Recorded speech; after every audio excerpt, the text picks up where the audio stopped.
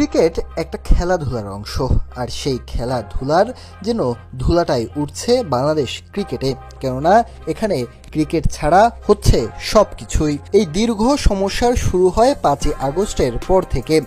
আগে থেকেই বিসিবিতে অনেক সমস্যা থাকলেও এমন সমস্যা আগে কখনোই ফেস করেনি বাংলাদেশ ক্রিকেট বোর্ড। ফারুক আহমেদের বোর্ড থেকেই শুরু হয় সমস্যা। এরপর সরকারের হস্তক্ষেপে সরে দাঁড়াতে হয় ফারুক আহমেদকে। সেখানে নতুন করে আবারও সরকারের হস্তক্ষেপেই সাময়িক দায়িত্বে আসেন বুলবুল। তবে বুলবুল টি-20 ইনিংসের কথা বলে পরবর্তীতে যখন টেস্ট ইনিংসের ঘোষণা দেন তখনই বাজে আরও এক বিপত্তি। নির্বাচনে দাঁড়ালে সরে দাঁড়ায় তামিম ইকবাল খান। কেননা সেই নির্বাচনে তামিমের অভিযোগ অনুযায়ী ছিল সরকারের হস্তক্ষেপ।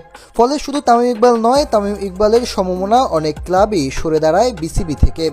আর তাতেই হয় সমস্যার সৃষ্টি। আর সেই সমস্যায় মাঠে গড়াচ্ছে না একাধিক লিগ ও বিভাগীয় খেলা। শুধু কি তাই, বাংলাদেশ ক্রিকেটের সবচেয়ে জাঁকজমক tournament Bangladesh premier league BPL, আর সেই বিপিএল নিয়েও হয় নানান নাটকীয়তা। কখনো 5 দল, কখনো 6 দল কিংবা 7 দল, কখনো 4 ভেন্যুর কথা বলা হয়েছে। অবশেষে খেলা হয়েছে 2 ভেন্যুতে। খেলা শুরুর আগে বলা হয়েছিল 5টি দল অংশগ্রহণ করবে এবারের বিপিএলে। পরবর্তীতে মাত্র খেলা গড়ানোর একদিন আগে সরে দাঁড়ায় চট্টগ্রাম রয়্যালসের মালিক। অবশেষে বিসিবির মালিকানায় শুরু হয় বিপিএল। তবে সেখানেও বাধে বিপত্তি। দলগুলো কোনো দল টাকা পরিশোধে গড়মিশি করে, আর তাতে সমস্যার সৃষ্টি হলেও একে একে সমস্যা বাড়তে থাকে। বিপিএল শেষ হওয়ার আগেই ফাঁস হয় আরও বড় কাণ্ড, যেখানে স্পষ্টভাবেই উঠে আসে বিসিবির এক পরিচালকের ফিক্সিং কাণ্ড। তার আগে বাংলাদেশ ক্রিকেটে ঘটে যায় আরও বড় ধরনের ঘটনা। কেননা মুস্তাফিজুর রহমানকে আইপিএল থেকে সরিয়ে দিলে বাংলাদেশ সরকার ঘোষণা দেয় ভারতে গিয়ে ক্রিকেট না খেলার, অর্থাৎ বিশ্বকাপে অংশগ্রহণ করার জন্য ভারতে না যাওয়ার ঘোষণা দেয় বাংলাদেশ ক্রিকেট বোর্ড ও সরকার।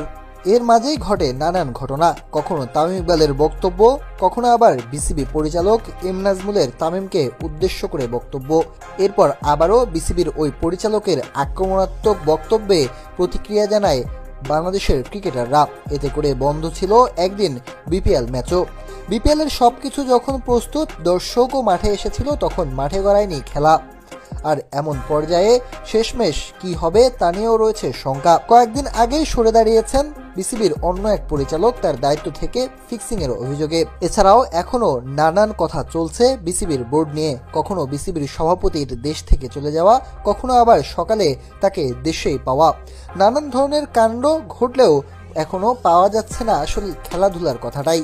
কেননা মাঠে নেই এখন খেলা।